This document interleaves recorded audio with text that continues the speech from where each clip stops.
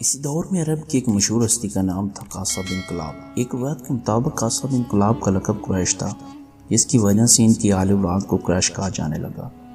جبکہ ایک دوسری روایت کے مطابق قاصہ بن کلاب سے 6 پشتے پہلے بنی اسماعیل میں فور بن مالک ایک بزرگ تھا، جن کا لقب قریش تھا۔ صحیح روایات کے مطابق قاصہ بن کلاب بن مروہ بن قعبہ مکہ میں قریش کے پیشوا تھے۔ انہوں نے مکہ کو قبیلہ خزاں کے تسلط سے آزاد کرایا اور قریش کی ذلت کے بعد شرافت بخشی۔ کنواں خدا، بیت اللہ کے زائرین کی خدمت رسانی اور کعبہ کی تعمیر ان کی نمایاں خدمات ہے۔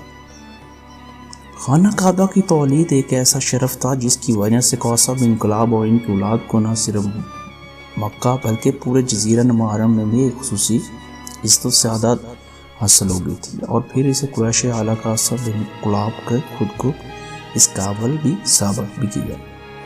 قاصہ بن کلاب نے نہ صرف خانہ کعبہ کا انتظام بندوبست کیا بلکہ اس سے آگے بڑھ کر مکہ کو باقاعدہ ایک ریاست کا روپ دے کر 6 مختلف شعبے قائم کیے اور انہیں قابل لوگوں میں تقسیم کیا، جنہیں ان کی وفات کے بعد ان کے پوتوں نے باہمی افہام و تفہیم سے 6 شعبوں میں بڑھ کر 10 شعبوں میں تقسیم کر کے آپس میں بانٹ لیا، اور یہ نظام باعث نبی کریم صلی اللہ علیہ وسلم تک بڑی کامیابی سے چلتا رہا۔ اس تقسیم کے نتیجے میں آپ صلی اللہ علیہ وسلم کے جد امجد حضرت ہاشم کو سقیقہ یعنی حاجیوں کو پانی پلانے کا کام، امورۃ البیت یعنی حرم میں نظم و ضبط قائم رکھنا اور احترام حرم کا خیال رکھنا اور افواج حج کی قیادت کرنے کی خدمات سونپی گئی، جو ان کے بعد بنو ہاشم کے خاندان میں نسل در نسل چلتی رہی۔ حضرت ہاشم بن عبد مناف قاصہ بن کلاب کے ایک پوتے تھے، نہایت جلیل القدر بزرگ تھے۔ انہوں نے شاہ حبشہ اور کیسر روم سے بھی اپنے سفارتی اور تجارتی تعلقات قائم کر لیے تھے، جبکہ مختلف قبائل عرب سے بھی معاہدات کر لیے۔ ان کی اس طریقہ کار اور کارناموں کی وجہ سے قریش کے باقی قبائل میں بنو ہاشم کو ایک خصوصی عزت و احترام کے مقامات حاصل ہو گئے تھے۔ ان کے علاوہ میدان جنگ میں فوج کی قیادت اور اعلیٰ برادری کا شعبہ خاندان بنو امیہ کے حصے میں آیا۔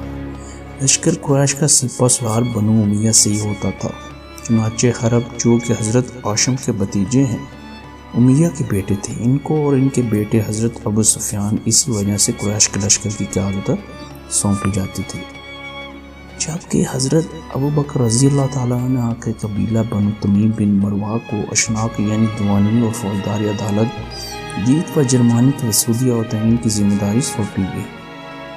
اس کے علاوہ شعبہ سفارت اور حضرت عمر رضی اللہ تعالیٰ عنہ کے قبیلہ بنی آدم کے حصے میں، اور ان کا کام دوسرے قبائل کے ساتھ مذاکرات اور معاہدات اور سفارتکاری کا تھا۔ بنو مخزوم جو کہ حضرت خالد بن ولید رضی اللہ تعالیٰ عنہ کا قبیلہ تھا، ان کے حصے میں قبا و عناء کا شعبہ آیا۔ ان کا کام قومی ضروریات کے لیے مال و اسباب اکٹھا کرنا اور فوج ساز و سامان اور گھوڑوں کی فراہمی تھا۔ قریش کے گھڑ سوار دستوں کا کمانڈر بھی اسی قبیلے سے ہوتا تھا۔ اپنا وقت آنے پر حضرت خالد بن ولید رضی اللہ تعالیٰ نے مدتوں شہ سوار دستوں کی کمان نہایت خوش اسلوبی سے سنبھالی۔ اسی طرح باقی 5 شعبوں کی ذمہ داری مختلف قبائل قریش کے حوالے کر دی گئی۔